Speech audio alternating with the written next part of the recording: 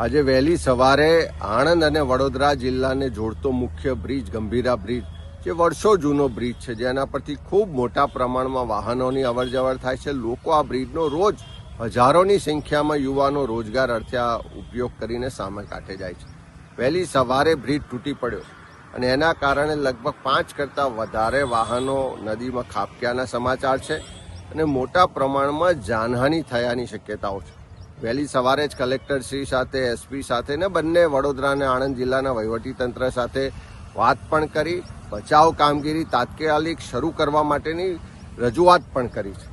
પણ વારે વારે આવા બનાવો બને છે કેમ? પહેલી રજૂઆતો થાય કે આ બ્રિજની મરામત જરૂર છે, બ્રિજનું આયુષ્ય પૂર્ણ થઈ ગયું છે તો નવો બ્રિજ બનાવવાની જરૂર છે. બ્રિજ જો ભયજનક હોય તો એને બંધ કરવો જોઈએ, એની મરામત કરવી જોઈએ.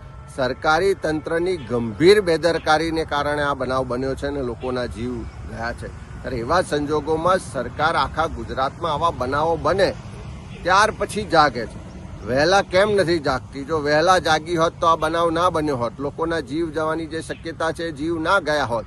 મને જે જાણકારી છે મુજબ મોટા પ્રમાણમાં લોકો નદીમાં ડૂબ્યા છે અને આ જે બનાવ બન્યો એના કારણે આખા વિસ્તારમાં અત્યારે ખૂબ ચિંતાનું વાતાવરણ છે.